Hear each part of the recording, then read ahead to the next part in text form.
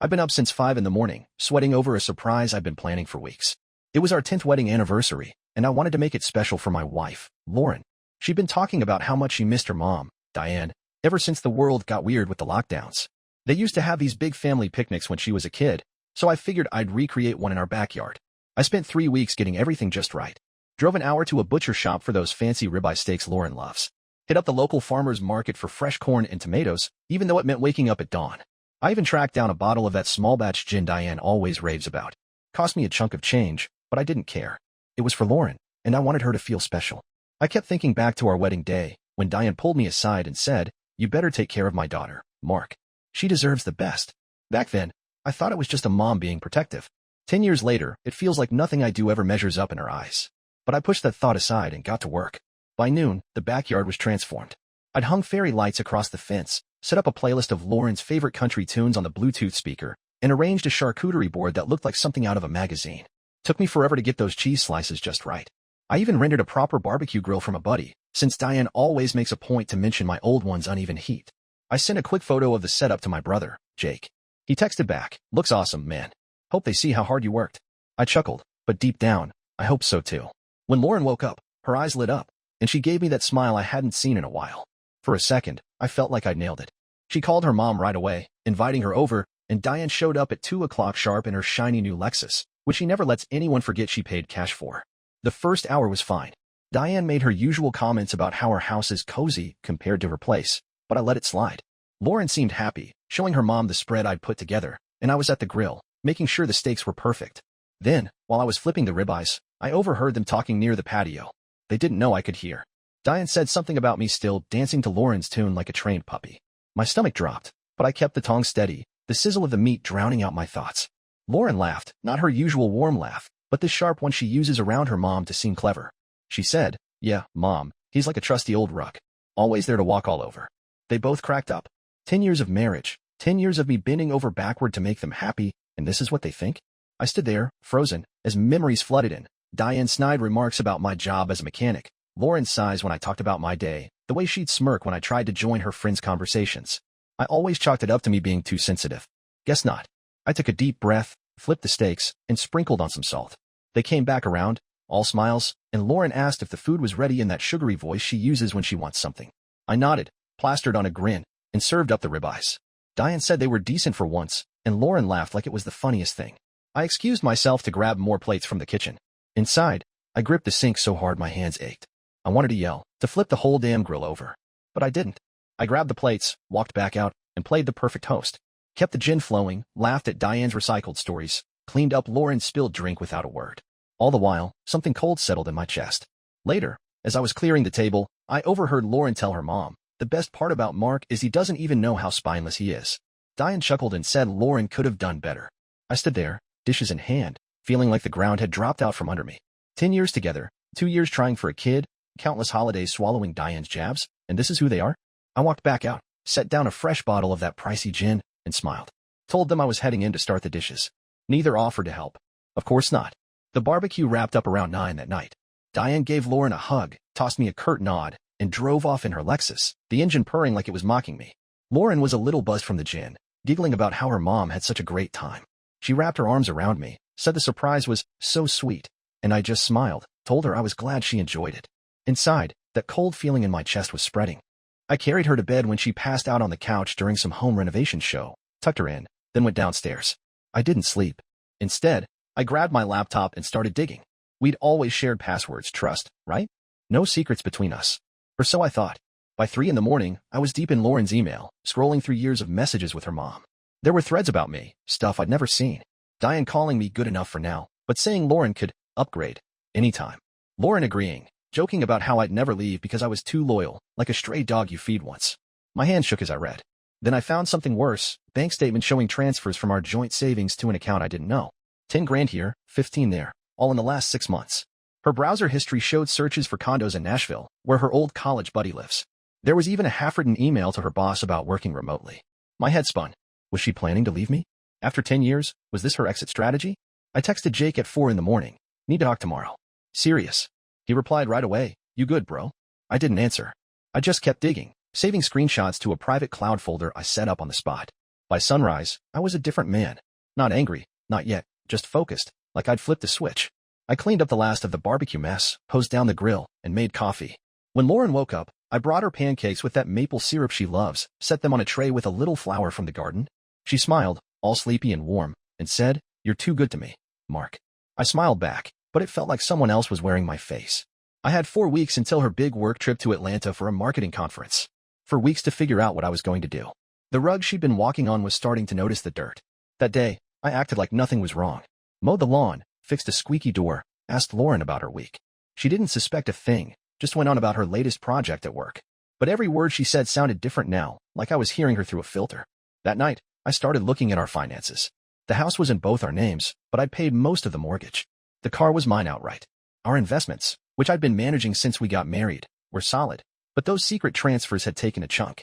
I made a mental note to talk to someone who knew more than me about this stuff. Jake called around noon, and we met at a diner across town, the kind with sticky tables and coffee that tastes like motor oil. I told him everything, the overheard comments, the emails, the money. His jaw clenched, but he wasn't surprised. "I've been saying for years, man, Lauren doesn't see you," he said, stirring his coffee. "What's your next move?" I didn't have a full plan yet, but the words came out clear. "I'm going to be the perfect husband she thinks she owns for a month. Then I'm going to vanish so clean, it'll be like I was never here." Jake raised an eyebrow, leaned back in the booth. "That's cold, Mark. You sure?" I showed him a screenshot of one of Lauren's emails to Diane, joking about how she'd trained me better than her old Labrador. His face hardened. "Yeah, okay. Do what you gotta do." We spent the next hour talking logistics. He suggested a lawyer he knew, someone who'd helped a buddy through a divorce. I wasn't ready to call it that yet, but I took the number. Back home, Lauren was on the couch, scrolling through her phone. She asked if I could make dinner, said she was craving my lasagna. I said sure, started chopping onions, and smiled when she thanked me. But inside, I was already halfway gone. It's been 3 days since the backyard barbecue, and I'm living a double life. On the outside, I'm still Mark, the guy who fixes the leaky faucet and makes Lauren's coffee just the way she likes it, 2 creams, no sugar. I'm smiling, asking about her day, even laughing at her stories about her coworkers. But inside, I'm a stranger in my own house, watching every move like I'm in some kind of spy movie. That cold focus I felt the night I found those emails hasn't gone away. If anything, it's sharper now, like a knife I'm learning to wield. I've got 4 weeks until Lauren's Atlanta trip, and I'm using every day to build my exit plan. Day 3, I call the lawyer Jake recommended. His name's Tom, sounds like he's been through 100 of these cases. I tell him I'm just exploring options, maybe something about protecting my assets. He asks a few questions about our marriage, the house, our finances. I mention the secret transfers, $25,000 moved to an account I don't know. He says that's a red flag, suggests I start documenting everything. I've already got a head start with those screenshots, but I take his advice and open a password-protected folder on my cloud drive. Every email, every bank statement, every search for Nashville condos goes in there. Meanwhile, I'm cooking Lauren's favorite chili for dinner, extra spicy like she likes. She raves about it, says I'm the best. The words bounce off me now, like rain on a windshield. Day 5, Lauren's stressing about a big pitch she's got to present at the Atlanta conference. She asks if I can help with her PowerPoint slides, says she's swamped. I stay up past midnight, tweaking fonts and adding animations to make her charts pop. She's thrilled when she sees it, hugs me, calls me her rock. I smile, but it's like I'm watching myself from the outside. While she's sleeping, I open a new bank account at a credit union across town. I move a quarter of my paycheck there, small enough she won't notice. It's the first step to untangling our finances. I check our joint account again, another $2,000 gone to that mystery account. I save the evidence, add it to my folder. Day 7, Diane calls. Her voice is all business, says her real estate office is having computer issues. Their database is glitching, and her usual tech guy's out of town. Can I take a look? I'm a mechanic, not an IT guy, but I've fixed enough computers to know my way around. I say sure, happy to help. Saturday morning, I drive to her fancy office downtown, all glass walls and modern art. Diane's there, sipping coffee, talking about how her business is booming despite a tricky market. She shows me the problem, some files won't load, and they've got a big client meeting Monday. I figure out it's a simple server permissions issue in 10 minutes. But instead of fixing it right away, I take my time, poking around their network while pretending to troubleshoot. I find a folder labeled Lauren's Investments. Inside are documents about some rental properties Diane's been pushing Lauren to buy into. There's a spreadsheet showing transfers from our savings account to one of Diane's business accounts. My heart races, but I keep my face neutral. I copy the files to my cloud drive, fix the server issue, and tell Diane it's all good. She offers me a coffee, starts bragging about a new condo development she's investing in. Says she's stretched a bit thin with the market being what it is. I nod, file that away. Before I leave, she pats my arm, says, "You're a good son-in-law, Mark." Lauren's lucky. I smile, but my skin crawls. Back home, Lauren's out with her friend Sarah. I use the time to update my resume. I haven't looked for a job in years, but I send it to a couple of contacts from my old auto shop days. By evening, I've got a call about a remote mechanic training gig, better pay, flexible hours. I set up an interview for next week. When Lauren gets home, she notices I've rearranged the tools in the garage, just a small change to keep things organized. She stares for a moment, asks why I bothered. I shrug, say I felt like a refresh. She gives me a funny look but doesn't push it. That night, she keeps glancing at me over dinner, like she's trying to figure something out. I just keep eating my chili, acting like everything's normal. But the clock's ticking, and I'm already planning my next move. It's been 10 days since the barbecue, and I'm walking a tightrope. Every morning, I wake up, make Lauren's coffee, and play the part of the husband she thinks she's got wrapped around her finger. I'm folding her laundry, picking up her dry cleaning, even watering the plants she always forgets about. She smiles, says I'm amazing, and I nod like it's all normal. But every night, when she's asleep, I'm piecing together my escape. I've got 3 weeks left until her Atlanta conference, and I'm building my new life brick by brick, out of her sight. That cold focus in my chest is now a steady hum, keeping me sharp. Day 10. I have a video interview for that remote mechanic training job during my lunch break. It goes better than I expected. The guy on the other end likes that I've got hands-on experience and can explain complex fixes in simple terms. By the end of the call, he's hinting at an offer, says they'll follow up in a couple of days. I hang up, feeling a spark of something I haven't felt in years. Hope, maybe. Back home, I notice the kitchen trash is overflowing. Normally, I'd take it out without thinking. This time, I leave it. Lauren notices, makes a face, and says, "Mark, the trash is gross." I apologize, say I've been busy, promise to get to it later. She huffs, but doesn't push. It's a small thing, but it feels like a test, and I passed. Day 12. Lauren's friend Sarah texts, asking if we want to meet for drinks at a local bar. I say sure, figuring it's a chance to see what's going on in Lauren's world. At the bar, Sarah's different than usual. She's always been polite but distant, like I'm just Lauren's tag-along. Tonight, she's asking me about my job, laughing at my dumb jokes about fixing cars. Lauren keeps trying to steer the conversation back to herself, talking about her conference pitch. When she steps away to the bathroom, Sarah leans in, her voice low. She says Lauren's been talking about moving to Nashville for months, complaining about me to their friends. Sarah says she always thought Lauren was too hard on me, that I deserved better. Her eyes are sad, like she's been holding this in. I thank her, keep my face neutral, but my mind's racing. I step outside, pretend to take a work call, and record a quick voice memo of everything Sarah said, word for word. Day 14, I get the job offer, fully remote, 20% more than I make now, starting in a month. I accept on the spot. That evening, Diane calls again, sounding frazzled. Another tech issue at her office, this time with their email system. I drive over, fix a simple configuration error in 15 minutes, but I drag it out, clicking around her computer while she's on a call. I find an email chain between her and Lauren about a backup plan if Lauren's situation changes. It's vague, but there's a mention of transferring more money to that mystery account. I screenshot it, save it to my cloud drive, and tell Diane everything's fixed. She thanks me, says I'm a lifesaver. I smile, but it's like my face is made of plastic. Day 16. I notice a drip under the bathroom sink. Usually, I'd grab my wrench and fix it right away. Instead, I point it out to Lauren, say I'll deal with it when I get a chance. She looks confused, mutters something about it being annoying. The drip gets worse over the next day, and she brings it up again, her voice sharp. I apologize, say work's been crazy. She rolls her eyes, and I catch a glimpse of the real Lauren, the one who laughed about me being a rug. That night, I overhear her on the phone with Diane, complaining about the sink, saying I'm slacking. I'm in the garage, pretending to organize my tools, but really transferring another chunk of my paycheck to my new account.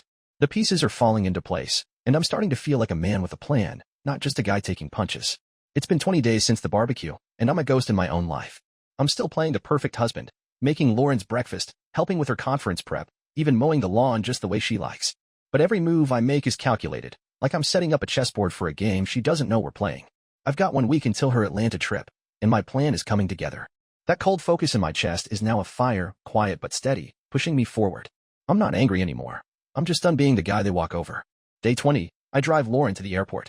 She's all excited about her conference. She thinks she's got this big pitch nailed. She kisses me goodbye, says she'll miss me, and I say it back, the words tasting like ash. 10 years of habit die hard. As soon as she's through security, I head home and start packing.